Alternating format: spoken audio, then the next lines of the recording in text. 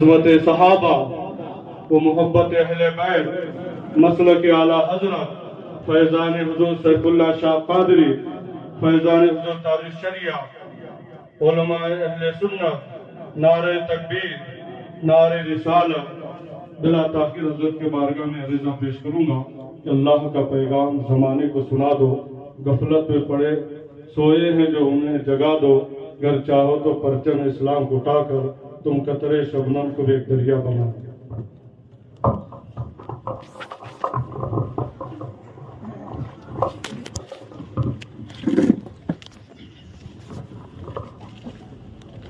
منبر نور پر تشریف فرما علماء کرام، حفاظ نظام، ائمہ مساجد، جملہ خوش عقیدہ مسلمان، السلام علیکم ورحمۃ اللہ وبرکاتہ۔ الحمدللہ رب العالمین، والصلاة والسلام على من كان نبيا وآدم بين الماء والطين وعلى آله وأصحابه وأزواجه وأهل بيته أجمعين، أما بعد، فأعوذ بالله من الشيطان الرجيم، بسم الله الرحمن الرحيم، وَكُلًّا وَعَدَ اللَّهُ الْحُسْنَى، صدق اللہ مولانا العظیم وصدق رسولہ النبی الامین المتین الکریم، ونحن علی ذلک لمن الشاہدین والشاکرین والحمد للہ رب العالمین۔ حصول برکت کے لیے آقا نامدار، مدینے کے تاجدار، شہنشاہ ذی وقار، نبی محترم، رحمت دو عالم، نور مجسم، ارواحنا فدا، محمد رسول اللہ صلی اللہ تعالی علیہ وسلم کی پر نور بارگاہ میں جھوم کے محبت کے ساتھ درود و سلام کا ہدیہ پیش کر لیں۔ اللہم صلی علی سیدنا و شفیعنا و حبیبنا و مولانا محمد وبارک وسلم، صلاۃ و سلام علیک یا رسول اللہ صلی اللہ تعالی علیہ وسلم۔ آج کا یہ عظیم الشان اجلاس بنام عظمت صحابہ و اہل بیت کرام، اور ساتھ ہی ساتھ مجھے ٹکڑوں ٹکڑوں میں کئی ایک عنوانات دیے گئے ہیں۔ وقت کا دامن بہت تنگ ہے اور بہت مشکل سے یہ 1 گھنٹے کا وقت ہے، ورنہ جس طریقے سے آپ لوگوں کی محبتیں ہیں وہ نہ تو یہ چاہیے تھا کہ اور تفصیلی کلام ہوتا۔ انشاءاللہ میں یہ کوشش کروں گا کہ آج کی اس محفل میں اپنا اور آپ کا ایمان تازہ کروں، اور اس محفل کو منعقد کرنے والوں نے نوجوانوں کی اصلاح کا جو عزم اپنے دل کے اندر جگایا ہے، اس پر بھی میں کچھ ان کی کوششوں کو بار آور کرنے کی کوشش کروں۔ اللہ تبارک و تعالیٰ قبول فرمائے۔ یہ محفل چونکہ آستانے کے سائے میں منعقد ہے، اور یہ اہل سنت و جماعت کا طریقہ ہے کہ وہ بزرگوں سے جڑے ہوئے رہتے ہیں۔ میں اس پر 2-4 باتیں عرض کر دوں تاکہ صاحب آستانہ کے سائے میں جو ہم یہاں پر بیٹھے ہوئے ہیں ان کا فیضان ہمارے اوپر جاری و ساری ہو جائے۔ حضرات مکرم، اللہ والوں کا ذکر یا اللہ والوں کی محفلوں میں جانا یا اللہ والوں کی بارگاہ میں حاضر ہونا یا اہل سنت کا طریقہ ہے بھی، اور ساتھ ہی ساتھ اس کے فیوز و برکات بہت زیادہ ہیں۔ حضرت ابو علی دقاق رحمت اللہ تعالی علیہ سے کسی نے یہ پوچھا تھا کہ ان اللہ والوں کا ذکر کرنے سے کچھ فائدہ ہوتا ہے؟ فرمایا ہوتا ہے۔ پوچھا کیا ہوتا ہے؟ کہ ہمت اور استقامت کے اندر اضافہ ہوتا ہے، طلب اور ہمت بڑھ جاتی ہے۔ کون سی ہمت؟ دین پہ چلنے کی ہمت، اللہ اس کے رسول کی بارگاہ میں ذوق و شوق کی جو طلب ہے، اس طلب کے اندر اضافہ ہو جاتا ہے۔ حضرت سیدنا جنید بغدادی رضی اللہ تعالیٰ عنہ آپ سے پوچھا گیا کہ جو اللہ والوں کا ذکر کرتے ہیں کچھ فائدہ ہے؟ فرمایا دل مضبوط ہوتا ہے۔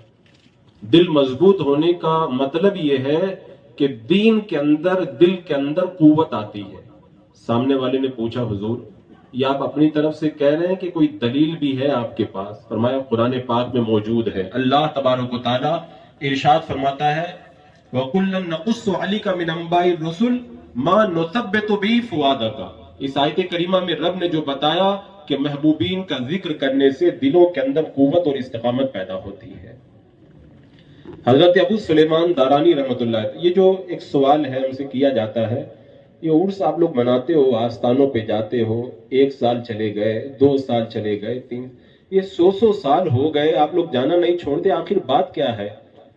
تو میں کہتا ہوں اس کے فائدے وہی سمجھ پائے گا جو ہر سال آتا ہے۔ حضرت ابو سلیمان دارانی رحمۃ اللہ تعالی علیہ فرماتے ہیں اللہ والوں کی محفل میں جب میں ایک بار گیا میرے دل میں کچھ چینجنگ آئی، لیکن باہر نکل کر کے میرا دل پھر دنیا میں مگن ہو گیا۔ دوسری بار جب میں ان اللہ والوں کی محفل میں گیا میرے دل میں اور تبدیلی آئی، راستے میں بھی مجھے رب کی طلب محسوس ہونے لگی، گھر جا کر کے بھول گیا۔ تیسری بار گیا وہاں پہ بھی طلب میں اضافہ ہوا، باہر آیا تو بھی دل طلب میں لگا رہا، گھر پہ گیا تو بھی اللہ کی محبت میرے دل میں موجود رہی، لیکن اس کے بعد میں پھر بھول گیا۔ اس دن سے مجھ کو یہ سمجھ میں آ گیا ان اللہ والوں کی محفل کے اندر اگر بندہ ایک بار جاتا ہے دل کا رنگ تھوڑا سا بدلتا ہے، 2 بار جاتا ہے تھوڑا اور رنگ بدلتا ہے، تیسری بار جاتا ہے رنگ اور بدلتا ہے۔ اسی دن سے میں نے یہ ارادہ کر لیا ان اللہ والوں کی محفلوں کو چھوڑنا نہیں ہے، جو بندہ ان کے دامن سے وابستہ ہو جاتا ہے اس کا دل منور اور روشن ہو جایا کرتا ہے۔ امام ابو یوسف رحمۃ اللہ تعالی علیہ نے کہا تھا اللہ والوں کی محفل میں جانے سے دل میں نورانیت پیدا ہوتی ہے۔ کسی نے کہا حضور اللہ والے نہ ملے تو کیا کریں؟ فرمایا اگر کسی دور میں اللہ کا ولی نہ ملے تو ان کا ذکر سننے سے بھی وہی فائدہ ہوا کرتا ہے۔ تو یہ جو محفلیں ہم سجاتے ہیں، یہاں پہ مجھے ایک بات یاد آئی حضرت شرف الدین یایا منیری رحمۃ اللہ تعالی علیہ کی۔ آپ نے ایک موقع پہ فرمایا تھا کہ وہ جو چیونٹی ہوتی ہے نا، چیونٹی، اگر چیونٹی یہ ارادہ کر لے کہ میں گنبد خضرا کے سائے میں چلی جاؤں تو جا سکتی ہے؟ ارے چیونٹی کی رفتار ہی کتنی ہوتی ہے، وہ جب چلے گی راستے میں دریا بھی پڑیں گے، راستے کے اندر پہاڑ بھی پڑیں گے، وہ چیونٹی اگر ہندوستان سے گنبد خضرا یا حرم محترم میں جانے کے ارادے سے روانہ ہوگی تو وہ نہیں پہنچ پائے گی، راستے میں ہلاک ہو جائے گی۔ حضرت شرف الدین یایا منیری رحمت اللہ تعالی علیہ فرماتے ہیں چیونٹی اگر یہ چاہتی ہے میں گنبد خضرا کے سائے میں چلی جاؤں، میں حرم محترم میں چلی جاؤں، اس کا ایک آسان راستہ ہے، وہ کیا کرے؟ کسی باز یا کسی کبوتر کے قدموں سے لپٹ جائے۔ وہ باز یا کبوتر جب پرواز کریں گے اور پرواز کر کے گنبد خضرا کے سائے میں پہنچیں گے تو ساتھ ہی ساتھ اس چونٹی کو بھی پہنچنا نصیب ہو جائے گا۔ تو فرمایا سنو ہم گنہگار ہیں، ہم سیاکار ہیں، ہمارے اندر اتنی طاقت نہیں ہے، ہمارے اندر اتنی استطاعت نہیں ہے ہم رب کی بارگاہ کا قرب حاصل کر سکے، ہم رب کی بارگاہ میں پہنچ سکے، ہم اتنی طاقت نہیں رکھتے ہیں۔ تو ان اللہ والوں کے دامن سے، ان کے قدموں سے ہم اس لیے چمٹ گئے ہیں، یہ اللہ والے جب روحانی طور پر پرواز کریں گے اور خدا کی بارگاہ میں پہنچیں گے، ہم غلام بھی ان کے قدموں کے سائے میں رب کی بارگاہ میں پہنچ جائیں گے۔ تو یہ بار بار ان کا جو ذکر ہم کرتے ہیں، ان کے دامن میں آتے ہیں، اس کا فائدہ یہی ہوا کرتا ہے۔ اور حضرات مکرم آج بھی جو محفل سجائی گئی عظمت صحابہ و عظمت اہل بیت، یہ بھی تو ان اللہ والوں کا ذکر کرنے ہی کے لیے تو سجائی گئی ہے۔ چاہے آپ اہل بیت کا ذکر کریں، چاہے صحابہ کرام کا ذکر کریں، اس کے بھی وہی فائدے ہوں گے، بلکہ اور زیادہ فائدے ہوں گے جو اللہ والوں کے ذکر کے اندر ملا کرتے ہیں۔ حضرات مکرم آج جس مقدس عنوان سے اس محفل پاک کا انعقاد کیا گیا ہے، آپ حضرات کو یہ تو پتہ ہی ہے کہ ہم جو بھی کرتے ہیں اور جس کو بھی مانتے ہیں تو صرف اس لیے مانتے ہیں کہ ہم اللہ کے رسول علیہ السلام سے پیار کرتے ہیں، اور جو بھی میرے آقا صلی اللہ تعالی علیہ وسلم کے دامن سے وابستہ ہے، آپ سے نسبت رکھتا ہے، ہم اس کو بھی مانتے ہیں۔ اسی لیے اہل عشق نے کہا ہے جس کو بھی مانا تو ہم نے آپ ہی کی وجہ سے مانا ہے۔ تو صحابہ کرام کا رشتہ بھی میرے آقا علیہ السلام سے ہے، اہل بیت کا رشتہ بھی میرے آقا صلی اللہ تعالی علیہ وسلم کے در پاک سے ہے، گھر پاک سے ہے۔ تو حضرات مکرم، جب ہم میرے آقا علیہ الصلوۃ والسلام سے پیار کرتے ہیں تو پیار کا تقاضا یہ ہے جو بھی آپ سے منسوب ہے اس سے بھی پیار کریں۔ تو صحابہ بھی آپ سے منسوب ہیں، ہم صحابہ سے بھی پیار کرتے ہیں۔ اہل بیت بھی آپ سے منسوب ہیں، ہم اہل بیت سے بھی پیار کرتے ہیں۔ اور عزیزان مکرم،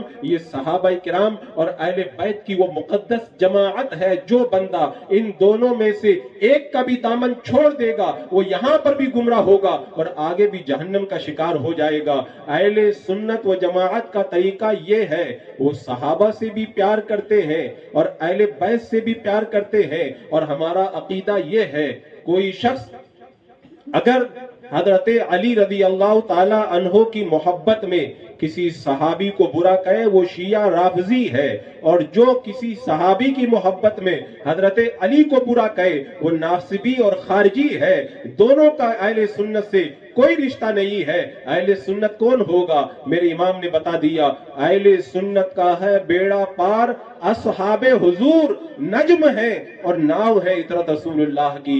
یعنی آپ اگر ہدایت چاہتے ہو تو نجم یعنی صحابہ کرام کو بھی تھامنا ہوگا اور کشتی نوح اہل بیت کا دامن بھی پکڑنا ہوگا۔ جو ان دونوں میں سے ایک کا دامن بھی چھوڑ دے گا وہ گمراہ ہو جائے گا۔ حضرات مکرم، اور صحابہ کرام کا مطلب لوگوں نے سمجھا نہیں ہے۔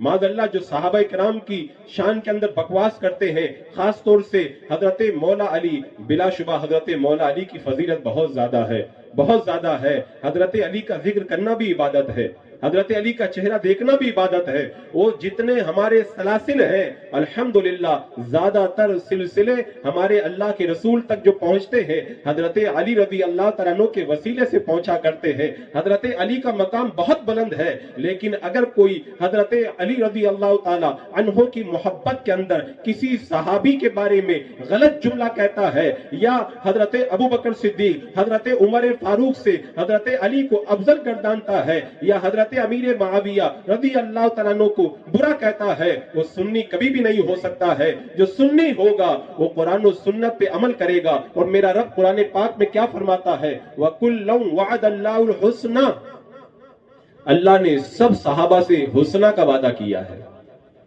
حسنہ آپ جانتے کس کو کہتے ہیں؟ اگر میں کوئی تفسیر کرتا تو ہو سکتا ہے شیعہ اعتراض کرتا، رب نے خود ہی بتا دیا حسنہ کس کو کہتے ہیں۔ رب فرماتا ہے ان الذین سبقت لهم منا الحسنى اولئک عنہا مبعدون، وہ لوگ جن سے حسنہ کا وعدہ کیا گیا نا وہ جہنم سے دور رکھے جائیں گے۔ لا يحزنهم الفزع الاکبر، انہیں قیامت کے دن کی جو سخت گھبراہٹ ہے وہ بھی بے چین نہیں کرے گی۔ تتلقاهم الملائکہ، اور فرشتے ان کا استقبال کریں گے، اور ان کے بارے میں فرمایا لا يسمعون حسیسها، وہ جہنم کی ہلکی سی آواز بھی نہیں سنیں گے۔ اب آپ بتائیں، قرآن کہتا ہے جو صحابہ ہیں سب سے حسنہ کا وعدہ ہے، جو صحابہ ہیں وہ سب جنتی ہیں۔ اب اگر کوئی کسی صحابی کو معاذ اللہ گمراہ کہے یا جہنمی کہے تو وہ قرآن کا انکار کرتا ہے، وہ قرآن مقدس کی آیات کا انکار کرتا ہے۔ تو جو سنی ہوگا وہ یہی کہے گا رضی اللہ عنہم ورضوا عنہ، اللہ ان سے راضی ہوا اور وہ اللہ سے راضی ہوئے، بات ختم ہو گئی۔ اب کسی کو اس حوالے سے کچھ بولنے کی ضرورت نہیں ہے۔ اب میں یہاں پہ تھوڑا باریک نقطہ آپ کے حوالے کرنا چاہوں گا۔ آخر بات کیا ہے؟ سب کو پتا ہے صحابہ کا مقام بڑا بلند ہے، اس کے باوجود بھی صحابہ کرام کے خلاف بکواس کیوں کی جاتی ہے؟ اصل میں ایک بہت بڑی پلاننگ ہے۔ جب یہود و نصارہ نے ہر میدان کے اندر اسلام سے شکست کھائی اور کہیں پر بھی وہ جیت نہیں پائے تو انہوں نے انڈر گراؤنڈ ایک پلاننگ تیار کی کہ صحابہ کرام کا کردار جو ہے وہ داغدار بنانے کے لیے ایک مہم چلائی جائے۔ عبداللہ بن سبا کے ذریعے وہ مہم چلائی گئی اور اندر اندر لوگوں کو یہ باور کرایا گیا کہ حضرت علی رضی اللہ تعالیٰ عنہ اصل خلافت کے حقدار تھے اور ان سے خلافت کو دوسرے لوگوں نے ہتھیا لیا۔ اس طرح کے غلط عقائد بنائے گئے اور صحابہ کرام کو نشانہ بنایا گیا۔ اس کا فائدہ معلوم ہے ان لوگوں کو کیا ملا؟ ان کو اس کا فائدہ یہ ملا، صحابہ کا جب کردار وہ داغدار بنانے کی کوشش کریں گے ہمیں دین ملا صحابہ کرام کے وسیلے سے، ہمیں قرآن ملا صحابہ کرام کے وسیلے سے، ہمیں حدیث پاک ملی صحابہ کرام کے وسیلے سے۔ جب صحابہ کا کردار داغدار ہوگا تو قرآن کے اندر بھی شک پیدا ہوگا، حدیث میں بھی شک پیدا ہوگا، اسی طرح اسلام کے اندر بھی شک پیدا ہوگا۔ صحابہ تو وہ صحابہ ہیں، میرے آقا علیہ الصلوۃ والسلام نے ارشاد فرمایا جس نے مجھے دیکھ لیا اسے جہنم کی آگ نہیں چھو سکتی ہے۔ جب اللہ کے رسول کو دیکھ لو تو جہنم کی آگ نہیں چھو سکتی۔ اور میرے آقا علیہ الصلوۃ والسلام نے ارشاد فرمایا، یہ آپ لوگوں کے لیے بشارت اور خوشخبری میں دے رہا ہوں، میرے آقا علیہ السلام نے ارشاد فرمایا اللہ تبارک و تعالی جس بندے کے ساتھ میں بھلائی کا ارادہ فرماتا ہے اس کے دل میں صحابہ کی محبت پیدا فرما دیتا ہے۔ تو کیا ہم اس بات پر فخر نہ کریں کہ اللہ نے ہم سے بھلائی کا ارادہ فرمایا ہے؟ اگر رب ہم سے بھلائی کا ارادہ نہ فرماتا تو ہمارے دل میں صحابہ کی محبت کبھی بھی پیدا نہیں کرتا۔ میرے آقا علیہ الصلوۃ والسلام نے بتا دیا تھا بعد میں کچھ ایسے لوگ آئیں گے جو صحابہ کرام کے بارے میں بکواس کریں گے۔ میرے آقا علیہ الصلوۃ والسلام نے بتایا مفہوم حدیث ہے، ان پر اللہ کی لعنت ہے، ان پر فرشتوں کی لعنت ہے۔ اللہ تبارک و تعالیٰ ان کا نہ فرض قبول فرمائے گا اور نہ ان کا نفل قبول فرمائے گا۔ اللہ تبارک و تعالیٰ انہیں جہنم کے حوالے فرما دے گا۔ حضرات مکرم، صحابہ کرام کی عظمتوں کو سمجھنا اس دور کے اندر اس لیے بھی زیادہ ضروری ہے کہ اس دور میں صحابہ کے نام پر نہ جانے کیسے کیسے کھیل کھیلے جا رہے ہیں۔ آپ میں کو بتاؤں آج کل معلوم ہے لوگ کیا کرتے ہیں؟ کہتے ہیں ہم لوگ مولائی ہیں۔ یہ نام، یہ جو ٹائٹل ہے نا، یہ بڑا خوبصورت ٹائٹل ہے۔ کہتے ہیں ہم لوگ مولائی ہیں۔ مولائی کا معنی حضرت مولا علی کے ماننے والے۔ میں کہوں قسم خدا کی اس وقت روئے زمین پر ہم اہل سنت سے بڑا مولائی کوئی نہیں ہے، ہم سے بڑا مولائی کوئی نہیں ہے۔ ہمارا تو ہر جو شجرہ ہے وہ جا کے حضرت مولا علی ہی سے ملتا ہے۔ ہم کو جو فیض ملتا ہے سلسلے کا بارگاہ مولا علی سے ملتا ہے۔ ہم سب سے بڑے مولائی ہیں۔ اب اگر وہ کہہ رہے ہم مولائی ہیں جو صحابہ کے گستاخ ہیں، ہم کہہ رہے ہیں ہم مولائی ہیں، اب فیصلہ کیسے ہوگا؟ وہ مولائی ہے یا ہم مولائی ہے؟ تو فیصلہ کرنے کے لیے آئیے، جو جس کے نقش قدم پہ چلتا ہے اسی کا چاہنے والا قرار پاتا ہے۔ اب ہم دیکھ لیں کہ جو اپنے آپ کو نام کا مولائی کہتے ہیں وہ حضرت مولا علی کے نقش قدم پہ چل رہے ہیں یا ہم اہل سنت و جماعت حضرت مولا علی کے نقش قدم پہ چل رہے ہیں؟ تو سنو، یہ جو حضرت مولا علی کے نام کی طرف منسوب ہو کر کے صحابہ کے گستاخ اپنے آپ کو مولائی کہتے ہیں، ماد اللہ وہ کہتے ہیں حضرت علی حضرت ابو بکر سے بھی افضل ہے، حضرت عمر سے بھی افضل ہے۔ ایک بار دور مولا علی رضی اللہ تعالیٰ عنہ میں کچھ لوگوں نے بیٹھ کر کے آپس میں باتیں کی اور یہ کہہ دیا کہ حضرت علی کا رتبہ حضرت ابو بکر اور حضرت عمر سے بڑا ہے۔ حضرت علی کو پتہ چل گیا، آپ نے سب کو مسجد میں جمع کیا، ممبر پر تشریف فرما ہوئے اور ممبر پر بیٹھ کر کے فرمایا مجھے یہ پتہ چلا ہے کہ لوگ یہ کہتے ہیں کہ میں ابو بکر و عمر سے افضل ہوں۔ سن لو، آج تو میں تمہیں تنبیہ کر رہا ہوں، آج کے بعد میں اگر میں نے کسی کے بارے میں یہ سنا کہ وہ مجھے ابو بکر و عمر سے بہتر کہتا ہے تو اس کو میں وہی حد لگاؤں گا جو مفتری کی حد ہوا کرتی ہے، یعنی ایسے شخص کو میں 80 کوڑے لگاؤں گا۔ اب مجھے بتائیں، جو اپنے آپ کو مولائی کہتے ہیں اور حضرت مولا علی کو ان دونوں سے افضل کہتے ہیں، حضرت مولا علی کے وہ بازو جن کے ہاتھ کا ایک کوڑا کھانا کسی بندے کے بس کی بات نہیں ہے، جو خیبر کا قلعہ اکھاڑ کر کے پھینک دے، ان کا کوڑا کون کھا سکتا ہے؟ اب کس میں ہمت ہے حضرت علی کے ہاتھوں سے 80 گھوڑے کھانے کی؟ ہمت نہیں ہے تو آؤ حضرت مولا علی کے در میں آؤ اور جو انہوں نے عقیدہ دیا ہے اسی عقیدے کو اپناؤ اور یہ کہو کہ سب سے پہلے خلیفہ حضرت ابو بکر صدیق، دوسرے نمبر پر حضرت عمر فاروق، تیسرے نمبر پر حضرت عثمان غنی اور چوتھے نمبر پر حضرت مولا علی مشکل کشا شیر خدا رضی اللہ تعالیٰ عنہ ہے۔ عزیزان مکرم، حضرت مولا علی تو خود کہتے تھے کہ ابو بکر مجھ سے افضل ہے، تو جو مولائی ہوگا تو اسی عقیدے پہ چلے گا نا۔ اور حضرت عمر کے بارے میں بتاؤں، جب حضرت عمر فاروق رضی اللہ تعالیٰ عنہ کو مسجد نبوی کے اندر زخمی کیا ابو لؤلؤ فیروز نے، اللہ اکبر، یہاں پہ ایک بات میں بتا دوں چونکہ مجھے اصلاح کے لیے بھی کچھ جملے بولنے، آپ لوگوں نے شاید سنا ہوگا، حضرت عمر فاروق رضی اللہ تعالیٰ عنہ کو جب زخمی کیا فجر کی نماز میں، خون بہ رہا ہے، حضرت عمر فاروق رضی اللہ تعالیٰ عنہ دیوار سے ٹیک لگا کر کے بیٹھ گئے۔ آپ نے یہ نہیں کہا کہ ڈاکٹر کو بلاؤ، یہ نہیں کہا کہ کسی طبیب کو بلاؤ، یہ نہیں کہا کہ میرا خون بہ رہا ہے جلدی سے پٹی کرواؤ۔ حضرت عمر نے جملہ اس وقت جو زخمی ہونے کی حالت میں کہا تھا، اے خوش عقیدہ مسلمانوں، اس درد کو اپنے دل میں لے کر کے جانا، جلسہ کرانے کا یہ مطلب نہیں ہوتا ہے کہ مجمع آ جائے، جلسہ کرانے کا یہ مطلب نہیں ہوتا ہے کہ نعرے لگے، یہ مطلب نہیں ہوتا ہے کہ خوب مزہ آ جائے۔ جلسہ کرانے کا مطلب یہ ہوتا ہے کہ جلسے میں آنے سے پہلے جو آپ کی فکر تھی، اب جب جلسہ سننے کے بعد آپ جائیں، پہلے اگر برے تھے تو نیک بن کر کے جائیں، اور اگر پہلے نیک تھے تو اور زیادہ نیک بن کر کے جائیں۔ حضرت عمر فاروق نے خون بہرا جملہ کیا کہا تھا؟ فرمایا عبد الرحمن ابن عوف ہے، صحابہ نے کہا ہے، فرمایا عبد الرحمن ابن عوف سے کہو کہ وہ نماز پڑھائے۔ جو عمر زخمی ہو گئے، خون بہ رہا ہے، اور فکر کس بات کی ہے؟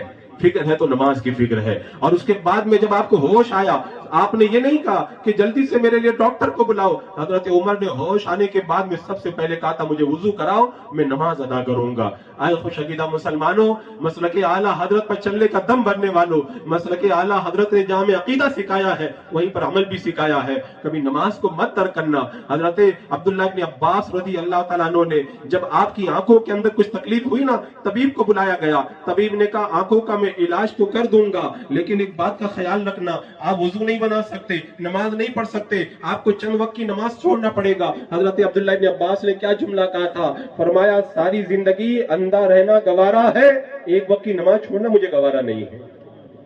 یہ ہمارے بزرگوں کا یہ مزاج رہا ہے، اور یہی ہمیں حضور تاج الشریعہ نے سکھایا ہے۔ آپ سے بھی آنکھ کا آپریشن ہوا تو یہی کہا گیا تھا نا کہ آپ وضو نہیں بنا سکتے، آپ نے ڈاکٹر سے کہا تم اپنا کام کرو، میں اپنا کام کروں گا۔ تو ہم غلامان تاج الشریعہ کا تو طریقہ یہ ہونا چاہیے، جیسے ہم جلسوں میں آتے ہیں ایسے 5 وقت مسجد کے اندر نماز پڑھنے بھی آیا کریں۔ خیر میں عرض یہ کر رہا تھا، حضرت عمر فاروق رضی اللہ تعالیٰ عنہ کی جب شہادت ہوئی، آپ کو کفن پہنایا گیا۔ حضرت مولا علی مشکل کشا رضی اللہ تعالیٰ عنہ آئے، جو جملہ کہا تھا نام کے مولائیوں کو جا کے بتا دینا۔ حضرت مولا علی رضی اللہ تعالیٰ عنہ نے فرمایا اس وقت اس کفن کے اندر جو لپٹا ہوا ہے، اس وقت پوری روئے زمین پر مجھے سب سے زیادہ پیارا یہی ہے۔ اگر حضرت علی خلیفہ تھے، انہوں نے ظلم کر کے خلافت لے لی تھی، تو حضرت علی اتنی محبت کا اظہار تو نہیں کرتے۔ حضرت علی فرما رہے ہیں کہ جو اس کفن میں لپٹا ہوا ہے، اس وقت روئے زمین پر مجھے سب سے زیادہ یہی پیارا ہے۔ اور حضرت عثمان غنی رضی اللہ تعالیٰ عنہ نے جب قرآن جمع کیا نا، تو حضرت مولا علی نے کہا تھا کہ اگر حضرت عثمان کی جگہ میں ہوتا تو میں بھی وہی کرتا جو حضرت عثمان غنی رضی اللہ تعالیٰ عنہ نے کیا ہے۔ یہ کہتے ہیں کہ کچھ پارے جو ہیں حضرت علی کی تعریف میں تھے، انہوں نے جب قرآن جمع کیا تو ان پاروں کو نکال دیا۔ ان نام کے مولائیوں سے کہو حضرت مولا علی کیا کہہ رہے وہ بھی سن لو۔ تم کہتے تو پارے نکال دیے، حضرت مولا علی کہہ رہے اگر میں ہوتا تو حضرت عثمان نے جو کام کیا، میں خلیفہ ہوتا تو میں بھی وہی کرتا۔ تو اس کا مطلب یہ ہوا تمہارا الزام حضرت عثمان پہ نہیں بلکہ حضرت مولا علی رضی اللہ تعالیٰ عنہ پہ ہے۔ اور حضرت مکرم آج کے اس دور کے اندر سب سے زیادہ جس صحابی کو تان و تشنی کا نشانہ بنایا جاتا ہے وہ حضرت امیر معاویہ رضی اللہ تعالیٰ عنہ ہے۔ میں آپ کو بتایا میرے آقا علیہ السلام نے فرمایا کہ جس نے مجھے دیکھا اسے جہنم کی آگ نہیں چھوئے گی۔ کیا کسی کو شبہ ہے حضرت امیر معاویہ نے میرا آقا علیہ السلام کو دیکھا کہ نہیں دیکھا؟ بلا شبہ دیکھا ہے، اور لوگوں کو پتہ نہیں ہے۔ میں کہتا ہوں لوگوں کو بتاؤ جا کر کے حضرت علی اور حضرت امیر معاویہ میں کتنی محبت تھی، لوگوں کو بتاؤ۔ آپ کو پتا ہے جب ایک اجتہادی خطا کی وجہ سے حضرت امیر معاویہ اور حضرت علی رضی اللہ تعالی عنہما کے درمیان جنگ ہوئی، جنگ ختم ہو گئی، اس کے بعد میں حضرت مولا علی رضی اللہ تعالیٰ نے جملہ کہا تھا جو حضرت امیر معاویہ کی طرف سے ہمارے مقابلے میں لڑنے کے لیے آئے تھے وہ اور جو میرے ساتھ میں آئے تھے وہ دونوں کے دونوں جنتی ہیں۔ جب حضرت علی جنگ ختم ہونے کے بعد گزر رہے تھے تو آپ کے ساتھ میں ایک بندہ تھا، اس نے کہا حضور یہ آپ کے مقابلے میں لڑنے کے لیے آیا تھا، پہلے بہت اچھا تھا یہ، لیکن یہ جو ہے وہ بری موت مرا۔ حضرت مولا علی نے کہا چپ رہو، پہلے بھی یہ اچھا تھا اور میرے مقابلے میں جب شہید ہو گیا اب بھی یہ اچھا ہے۔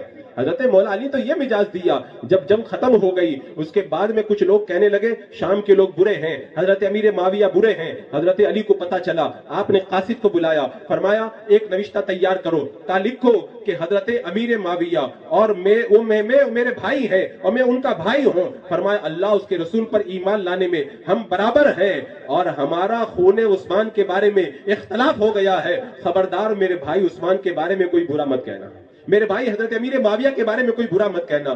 حضرت مولا علی تو اتنا پیار کا اظہار کر رہے ہیں، آپ کو یاد ہے اللہ اکبر، وہ روایت مجھے یاد آئی جب حضرت مولا علی اور حضرت امیر معاویہ رضی اللہ تعالیٰ عنہما کا ایک مسئلے میں اختلاف ہوا اور اس کی وجہ سے جو حالات پیدا ہوئے، اس وقت قسطنطنیہ کا جو بادشاہ تھا رومی، اس نے یہ ارادہ کیا کہ ایران کا جو علاقہ ہے وہ حضرت علی کے قبضے میں ہے، حضرت امیر معاویہ اور حضرت علی کا اختلاف ہو گیا ہے، میں ایران پہ جا کے حملہ کرتا ہوں، حضرت علی سے ایران چھین لیتا ہوں، حضرت امیر معاویہ کا ان سے جھگڑا ہو چکا ہے، وہ مدد کے لیے نہیں آئیں گے۔ جب حضرت امیر معاویہ رضی اللہ تعالیٰ عنہ کو پتا چلا کہ قسطنطنیہ کا بادشاہ حضرت علی کے علاقے پر حملہ کرنے والا ہے، آپ نے قاصد کو بلا کر کے کہا سنو ایک خط لکھو اس رومی کتے کے نام۔ معلوم ہے اس پہ کیا لکھا تھا؟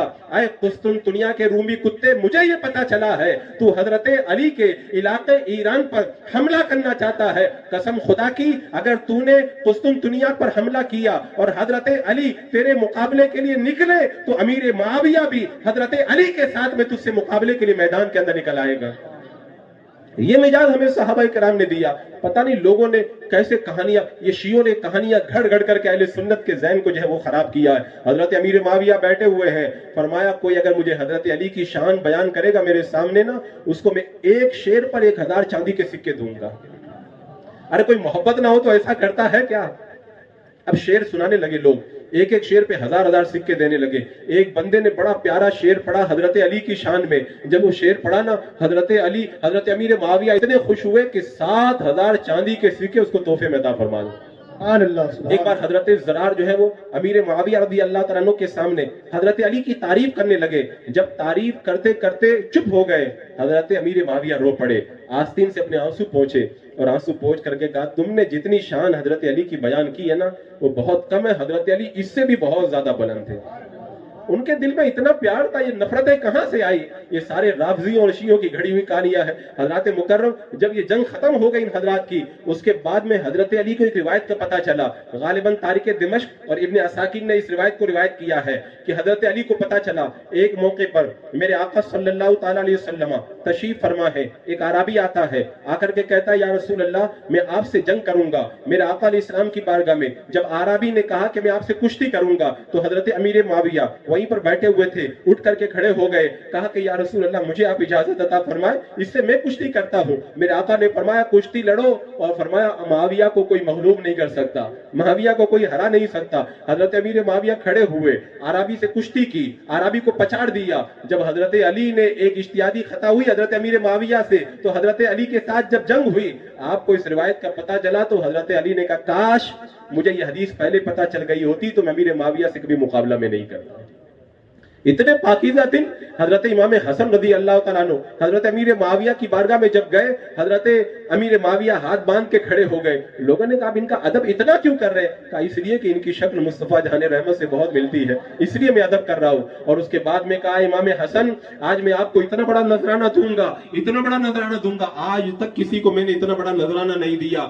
آپ نے خازن سے کہا جاؤ بیت المال میں سے 4 لاکھ چاندی کے سکے نکال کر کے لاؤ، اور اتنا بڑا نذرانہ حضرت امام حسن کی بارگاہ میں لا کر کے پیش کیا۔ یہ محبتیں تھی ان کی۔ اچھا جو لوگ یہ کہتے ہیں معاذ اللہ حضرت امیر معاویہ نے حضرت علی سے جنگ کی لہذا ان پر تان و تشنی کی جائے، میں کہتا ہوں ان کے ساتھ میں عشرہ مبشرہ بھی تھے، تو کیا عشرہ مبشرہ میں بھی کچھ صحابہ تھے، کیا ان پر بھی تان کیا جائے گا؟ میرے آقا نے پہلے ہی بتایا تھا جنگ ہوگی، تو کیا میرے آقا علیہ الصلوۃ والسلام نے جو کہا تھا ان دونوں کے بارے میں یہ دونوں مسلمانوں کے گروہ ہیں، تو کیا میرے آقا علیہ الصلوۃ والسلام پر بھی تان کیا جائے گا؟ معاذ اللہ رب العالمین۔ حضرات مکرم حالات کو سمجھو، حالات کو سمجھو، ان نام کے مولائیوں کے جو ہے دام فریب میں مت آؤ۔ صحابہ کا رتبہ بہت بلند ہے، اللہ تبارک و تعالیٰ نے صحابہ کو بڑی عظمتیں عطا فرمائی ہے، صحابہ کا رتبہ بھی بلند ہے اور اہل بیت کا رتبہ بھی بڑا بلند ہے۔ اہل بیت تو ہماری آنکھوں کے تارے ہیں۔ حضرت ابو ذر نے کیا کہا تھا؟ باب کعبہ کو پکڑ کے کہا تھا کہ میں نے اللہ کے رسول علیہ السلام سے سنا ہے میری اہل بیت سفینہ نوح کی طرح ہے، یعنی جب طوفان نوح آیا تھا جو اس کشتی میں آیا تھا وہی بچا تھا، اور آج بھی وہی بچے گا، جنت میں وہی جائے گا جو اہل بیت کی کشتی کے اندر سوار ہو جائے گا۔ یہ مجاز ہمیں صحابہ کرام نے دیا۔ اہل بیت کے خلاف یا صحابہ کے خلاف اگر کوئی بھونکتا ہے اہل سنت دونوں سے مقابلہ کریں گے۔ الحمدللہ ہم فتنوں کے اس دور کے اندر بھی صحابہ کا دامن بھی تھام کر کے رکھے ہیں اور اہل بیت پاک کے دامن سے بھی وابستہ ہیں، اور میرے آقا صلی اللہ تعالی علیہ وسلم نے ان دونوں مقدس گروہ کی جو عظمتوں کو بیان کیا، ہم دونوں پر ایمان لاتے ہیں۔ میں ایک بات اور عرض کروں گا، ابھی تذکرہ چل رہا تھا عید غدیر کا، تو مجھے پہلے ہی معلوم ہو گیا، اس حوالے سے کافی گفتگو ہو چکی ہے، اس لیے میں نے وہ گفتگو نہیں چھیڑی. بس خالی ایک جملہ میں عرض کروں. جو عام طور پر عید غدیر کا مسئلہ چھیڑا جاتا ہے، ہم کہتے تم عید بناؤ کچھ بناؤ تمہاری مرضی ہے، لیکن ہم جو اس پر اعتراض کرتے ہیں ان وجوہات میں سے اس کی ایک بڑی وجہ یہ ہے، یہ عید غدیر کی آڑ میں یہ کہنا چاہتے ہیں کہ من کنت مولا فعلی مولا کے ذریعے وہ حضرت علی کو پہلا خلیفہ ثابت کرنا چاہتے ہیں اور حضرت ابو بکر کی خلافت کو غلط ثابت کرنا چاہتے ہیں. اور ابھی میں نے بتا دیا حضرت علی خود اس بات سے ناراض ہے، حضرت علی خود اس بات سے ناراض ہے. تو اس کا مطلب ہوا عید غدیر کے نام پر لوگوں کو جو عقیدہ اور جو فکر دی جاتی ہے وہ عقیدہ اور وہ فکر حضرت علی کو بھی قبول نہیں ہے. حضرت علی بھی اس فکر کو قبول نہیں کرتے اور اس فکر کا ڈٹ کر کے رد کرتے ہیں. حضرات مکرم، لہذا عقیدہ بھی اپنا بڑا مضبوط رکھو اور اپنے اعمال کو بھی بڑا مضبوط رکھو. آج جیسے حالات پیدا ہو رہے ہیں نا، دن بدن ان حالات کے اندر اپنے عقیدے اور اعمال کو بچانا بہت بڑا مشکل مسئلہ ہو گیا ہے. آج کل معلوم ہے جب میں یہ سب باتیں بیان کریں نا، لوگ کہتے ہیں خالی لڑانے والی باتیں. ارے ہم لڑا رہے ہیں یا جو صحابہ کی گستاخی کر رہے ہیں وہ لڑا رہے ہیں؟ ہم لڑا رہے ہیں جو اللہ کے رسول کی شان میں گستاخانہ باتیں لکھ رہے ہیں وہ لڑا رہے ہیں؟ یہ اب تو ہوتی آئی ہے کہ اچھوں کو برا کہتے ہیں. معاملہ الٹ کر کے رکھ دیا گیا. اور حضرات مکرم، یہ چونکہ نوجوانوں کو مجھے پیغام دینے کے لیے کہا گیا ہے، میں آج نوجوانوں کو پیغام دے کر کے جانا چاہتا ہوں. مسلک اعلیٰ حضرت پر آپ قائم رہیں گے، صحابہ سے پیار کریں گے، اہل بیت سے، اور اپنی زندگیوں کے اندر انقلاب پیدا کریں. آپ تقریر سننے آئے ہیں، اپنے اندر تبدیلی لے کر کے جائیں، تبدیلی لے کر کے جائیں. حضرات مکرم، یہ چند روزہ زندگی ہے اور ختم ہو جائے گی، کچھ بچے گا نہیں. اور جو کام آئے گا وہ آخرت کے اندر، جو دنیا کے اندر آپ نے اچھے اعمال کیے ہیں وہی کام آئیں گے. ایک حبشی ہے، میرے آقا صلی اللہ تعالیٰ علیہ وسلم کی بارگاہ میں حاضر ہوئے، حاضر ہو کر کے عرض کرتے ہیں یا رسول اللہ، مجھ سے گناہ ہو گیا، اگر میں رب کی بارگاہ میں توبہ کروں تو کیا میرا مولا میری توبہ قبول فرمائے گا؟ میرے آقا علیہ السلام نے ارشاد فرمایا، اگر تم رب کی بارگاہ میں توبہ کرو اللہ تبارک و تعالیٰ تمہاری توبہ کو قبول فرما لے گا. بات ختم ہو گئی. لیکن اس حبشی نے ایک اور سوال کیا، یا رسول اللہ یہ بتائیں جب میں نے گناہ کیا تو کیا میرے مولا نے میرے گناہ کو دیکھا؟ میرے آقا نے فرمایا جب تم نے گناہ کیا رب نے تمہارے گناہ کو دیکھا. اس حبشی نے ایک چیخ ماری، فوراً انتقال کر گئے. کیوں انتقال کر گئے؟ ان کو پتہ چل گیا تھا توبہ کروں گا رب میرے گناہ کو معاف کر دے گا. لیکن جب انہیں یہ پتا چلا کہ میں نے رب کی نافرمانی کی، میرے رب نے مجھے دیکھ لیا، تو ان کے دل پہ اثر ہوا جس رب نے مجھے پیدا کیا اسی کی میں نافرمانی کروں، اس رب کی بارگاہ میں جا کر کے میں کیا منہ دکھاؤں گا؟ آپ کو پتا ہے نا، اگر آپ کا بچہ آپ کی جیب میں ہاتھ ڈال کر کے 10 کا نوٹ نکال رہا ہو اور آپ اچانک وہاں پر پہنچ جائیں، آپ کا بچہ گھبرا جاتا ہے اور وہاں سے بھاگ جاتا ہے، دن بھر آپ کے سامنے نہیں آتا، وہ ڈرتا رہتا ہے کہ میرے باپ نے مجھے دیکھ لیا ہے، باپ کے سامنے آنے سے شرمندہ ہوتا ہے. اگر کوئی بندہ اپنے باپ کی جیب سے 10 روپیہ نکالے، باپ دیکھ لے، بندہ دن بھر بچہ جو ہے وہ اپنے باپ کو چہرہ نہیں دکھا پاتا، تو جس رب کی نافرمانی کی، جس رب کے احکام کو ڈالا، جس رب کے حکم پر عمل نہیں کیا، کیا کل قیامت کے دن اس رب کی بارگاہ میں جا کر کے ہم منہ دکھانے کے لائق رہ جائیں گے؟ لہذا اس سے پہلے کہ سانسوں کی مالا ٹوٹے، رب کی بارگاہ میں سچے دل سے تائب ہو کر کے آپ حضرات حاضر ہو جائیں. آج معلوم ہے نوجوانوں کو کیسا نشہ پلایا جا رہا ہے. آپ کو شاید معلوم ہوگا کہ سن عیسوی 500 کے اندر عیسائیت اور اسلام کی جنگ کا آغاز ہوا. 200 سال تک جنگ چلی. 200 سال کی جنگ کے بعد میں جو عیسائی جنگوں کا ہیرو تھا جس کا نام تھا سینٹ لوئس، اس نے یہ بات کہی تھی کہ 200 سال تک جنگ کرنے کے بعد میں ہم مسلمانوں کو دبا نہیں سکے. اب مجھے یہ بات سمجھ میں آ رہی ہے، میں تمہیں وصیت کرتا ہوں اگر مسلمانوں کو تباہ و برباد کرنا ہے تو تلوار کی ضرورت نہیں ہے، ان کے اندر فحاشی اور عریانیت کو پیدا کیا جائے، ان کے اندر دین کے اندر کمی لائی جائے، ان کے دین کو کمزور کیا جائے. مسلمان اپنی موت آپ مر جائیں گے. سینٹ لوئس نے مرتے وقت میں جو وصیت کی تھی اس وصیت پہ عمل ہوا.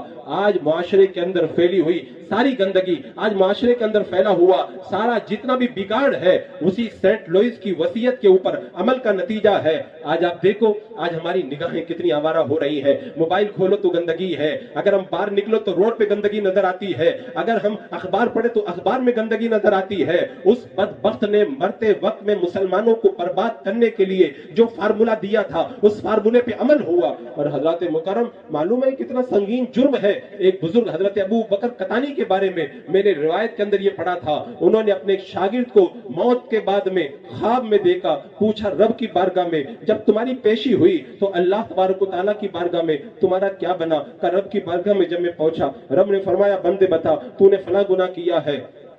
میں نے کہا کیا ہے؟ رب نے فرمایا فلاں گناہ کیا ہے؟ میں نے کہا کیا ہے؟ اللہ تبارک و تعالیٰ کی بارگاہ میں میرے ایک ایک گناہ کا حساب لیا جاتا رہا، میں ہاں ہاں کہتا رہا، یہاں تک کہ ایک ایسا گناہ رب نے بیان کیا کہ میں ہاں نہ کہہ سکا۔